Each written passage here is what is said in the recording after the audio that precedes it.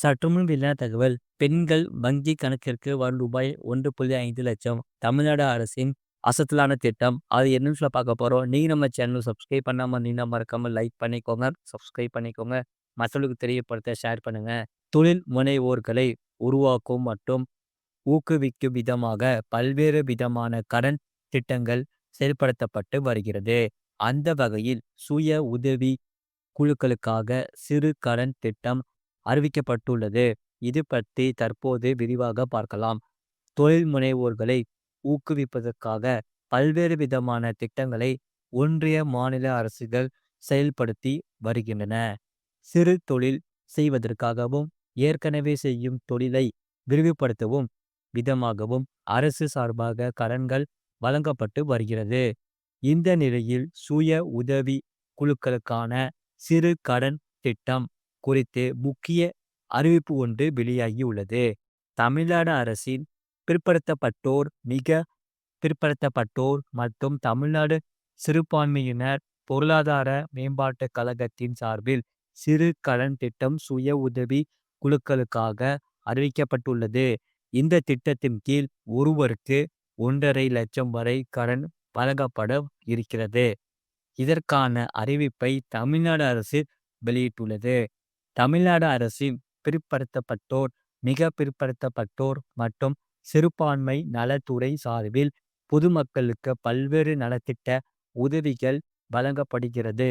தமிழ்நாடு சிறுபான்மையினர் பொருளாதார மேம்பாட்டுக் கழகத்தின் சார்பில் தமிழ்நாடு சிறுபான்மையினர் பொருளாதார மேம்பாட்டுக் கழகத்தின் சார்பில் கல்விக்கான உதவித்தொகை மற்றும் தனிநபர் கடன் உள்ளிட்டவை வழங்கப்படுகின்றன. இந்நிலையில் நடப்பு நிதியாண்டுக்கு ரூபாய் 2025 முதல் 2026 சிறு கடன் திட்டம் சுய உதவி குழுக்களுக்காக அறிவிக்கப்பட்டுள்ளது. சிறுபான்மையின பெண்கள் ஆண்கள் சுய உதவி குழுக்களை அமைத்து தனித்தனியாகவே அல்லது சேர்ந்தோ தொழில் துவங்க கடன் பெற முடியும்.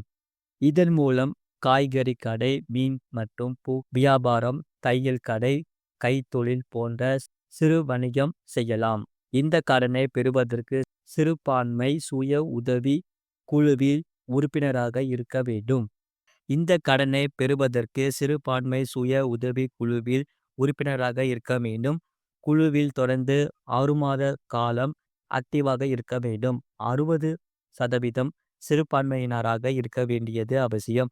மேலும் எஞ்சியுள்ள 40% பிற்படுத்தப்பட்டோர், மிக பிற்படுத்தப்பட்டோர், ஆதிதிராவிட பழங்குடியினர், சீரமரபினர், இதர வகுப்பினராக இருத்தல் அவசியம். மேலும் சிறுபான்மை குழுவில் குறைந்தபட்சமாக 10 அதிகபட்சமாக 20 உறுப்பினர்கள் இருக்க வேண்டும். குறிப்பாக சிறுபான்மை குழுக்களில் பெண்கள் குழுவினருக்கு முன்னுரிமை அளிக்கப்படும். இந்த திட்டத்தில் அதிகபட்சமாக உறுப்பினர் ஒருவருக்கு ரூபாய் 1 லட்சம் கடன் வழங்கப்படும். இந்த கடனை பெறுவதற்கு விண்ணப்பதாரரின் குடும்ப ஆண்டு வருமானம் ரூபாய் 3 லட்சத்திற்கு மிகாமல் இருக்க வேண்டும். மற்றொரு திட்டத்தின் கீழ் அதிகபட்சமாக 1.5 லட்சம் வரை கடன் பெறலாம். பயனாளிகளுக்கு 10%, பெண் பயனாளிகளுக்கு 8% வட்டி விகிதமும் கணக்கிடப்படும். அதிகபட்சமாக 3 ஆண்டுகள் வரை வட்டியுடன் தவணை தொகையை திரும்ப செலுத்த வேண்டும். தேவையான ஆவணங்களுடன் மாவட்ட பிற்படுத்தப்பட்டோர் மற்றும் சிறுபான்மையினர் உள்ளிட்ட அலுவலகங்களுக்கு நேரில் சென்று இந்த திட்டத்தில் விண்ணப்பித்து கடன் பெறலாம் என்பது குறிப்பிடத்தக்கது. இது போன்ற செய்திகளை உடனுக்குடன் அறிந்து கொள்ள மறக்காம சேனலை சப்ஸ்கிரைப் செய்யுங்கள். மற்றவர்களுக்கு தெரியப்படுத்த ஷேர் செய்யுங்கள்.